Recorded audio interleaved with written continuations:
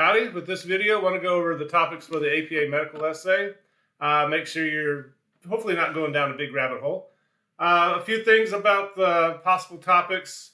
Keep in mind, you're going to be telling someone's story, and all the research is going to be put into the context of that person's story. So when you're going to have to develop a clear timeline of when the problem started, and then what happened chronologically as you go through the essay. And as you go chronologically, you'll put in the research to support what you're saying. So keep in mind, you're telling someone's story. So if I get 5 different essays on breast cancer, I'm going to have 5 different essays. It's not going to be 5 essays telling me what breast cancer is. It's going to be 5 essays telling me about someone's story and putting that research into the story so we understand what's going on. A few things about the topics. If you're writing about somebody else, make sure you have permission. Also, make sure you're comfortable with the topic. If it's somebody you really care about and something just happened, it might be too soon. You may not be ready to talk about it in analytical terms, and particularly have people grade it and peer review it and all that. Sometimes students get started on a topic and realize it's too personal. I'm just not ready to write about this. Try and get to that point as soon as possible, so you don't have your essay half written and decide you want to do something else. But kind of really think through this topic a little bit. Sometimes students pick a topic about someone who died quite a while ago. That could be trouble if you're writing about a grandmother and you were 5 years old when she died. That can be very difficult because all of a sudden you have to rely on a lot of other people for information, and it gets very unwieldy sometimes. So kind of be careful there. But hopefully, once you kind of start outlining or bubble mapping or whatever you do for your essays, kind of keep some of these ideas in mind. The biggest problem students have with this essay is they pick a topic that's too big. They see that 1,300 word minimum, and they kind of go like, "Oh my God, I got to pick some super big topic." This essay is really not much longer than a career essay, and you put maybe a little more research into it, so it's not that much longer. So don't think you got to have this big topic and you're going to tell me everything about breast cancer. That's not the point of it. You're telling someone's story, right? And no, I'm not going to read this whole assignment sheet to you. But I do want to kind of go down to the bottom here, where it's talking about how the essay is going to involve process and comparison techniques. The comparison is going to come with you comparing your person's experience with the research you find, right? Was this the worst case of breast cancer? Was this an average case of breast cancer? Kind of how does it compare to the research that's going on? But you really want to think about the process a little bit. If you pick a topic that's too big, you're going to start writing your first book, or either that, or you're just going to have to really not be able to get into any detail at all. It's going to be difficult to follow the story. Some topics, when you look across this continuum here, if it covers all of these, you may want to consider how you're going to narrow that topic down a little bit. When you look at the sample essay under help resources, it's about trisomy 13. And this is just like almost the perfect topic because unfortunately the lifespan of the child is very short. It's something nobody's heard of, so the research is new to everybody. Other ones like Alzheimer's or dementia, that's a little too much to cover the entire experience in one essay, right? This is a fairly short essay. And if you're going to try and cover 10 to 15 years of a person's experience with the disease in 7 pages, that's just not going to work well, right? So something like that, you got to really think, where on this continuum do you want to start? Where do you want to end? And that kind of depends on your experiences. Also, keep in mind, you can kind of change the focus of an essay a little bit. If you're talking about somebody with Alzheimer's, you might talk about your family's experiences taking care of someone with in the later stages of Alzheimer's. Where you got to make the big decisions about who's going to take care of them, where you're going to put them. You got to deal with the costs, all those kinds of things. So really, you probably might be starting something somewhere in here with your essay, right?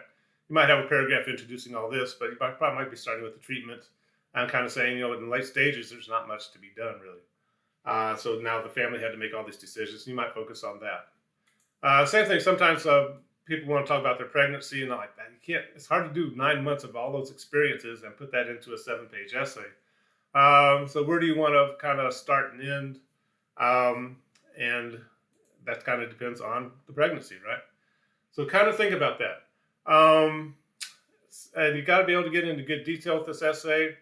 Some topics just automatically do this for you. If you're going to do like an ACL tear, generally these first three steps are pretty quick. I was playing soccer. I went up to header the ball. I landed on my knee and pop, down I went. And you're kind of going almost immediately to treatment because ACL is not hard to diagnose it, but the treatment, all the interesting things they can do with surgery and rehab and all that. Used to be a career killer in terms of sports, right? Now people get ACL tears, and a year later they're back at it. It's kind of fascinating what doctors can do. So with that topic, you don't automatically already kind of start their treatment in a way, right? So kind of think about that. If you got a huge topic, diabetes can be a huge topic. How are you going to narrow that down? I've had some students just talk about the day in the life of a severe diabetic and what they have to do, how they have to check their blood, and what they can eat, what they can't eat. And that can actually make for a good essay. But everybody's essay is going to have a good, clear timeline. You're going to start with the person's story, end with the person's story, and go chronologically through that story in some way. Again, you might end up limiting some of this, or just kind of having an introduction paragraph saying, okay, this happened, but I'm going to start with the treatment. Sometimes it works the other way around. Diagnosing Alzheimer's or ADHD in children can be quite the process. And you may just get to this far with your essay, kind of say, "Hey, I've got 1,300 words, and I'm still talking here." Because how do you know a child has ADHD? How's that different from just being antsy or having other problems? And generally, ADHD goes along with other conditions. So, it kind of think about this, particularly as you're writing. If you're like 1,000 words in and you're not even halfway through, you might want to kind of stop and say, okay, wait a minute. I'm starting to write my first book. How can I narrow this down, or where am I going to end this thing? You don't want to just suddenly stop, obviously, but kind of it takes a lot of thought and it takes some modification as you're writing. Sometimes students want to write about dealing with someone's drug addiction. That can be kind of a huge topic. You might change the focus and say, I'm going to talk about being someone dealing with someone else's drug addiction, or dealing with my father's alcoholism, or something like that. And that can kind of narrow the topic down. Narrows the time frame down a little bit too. So as you're writing, kind of be open to kind of stopping for a second and go like, okay, am I keeping my focus? Am I wanting to really talk about something else? And email me and let me know what you're thinking about, and I'm happy to try and help you. But again, the biggest problem with this essay is sometimes students just pick huge topics. You can't talk about your father's alcoholism in 7 pages. You can't talk about before the alcohol problems and what are the symptoms of having alcoholism. How do you get diagnosed? What are the causes? You can just see it's getting to be a huge essay. The multiple rehabs that people generally have to go through for these kinds of things.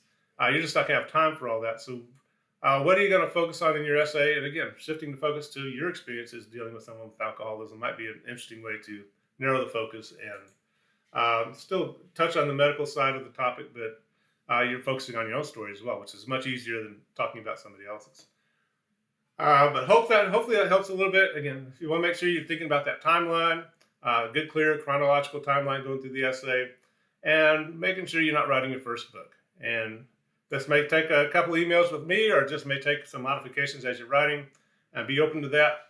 But if you have any questions as you're working on it, again, it doesn't hurt to look at that sample APA medical essay there under help resources. There's also a sample annotated bibliography there.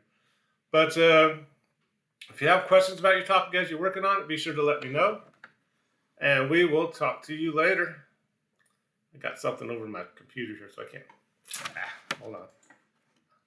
We'll talk to you later. I can't get my mouse to work. There it is. Bye.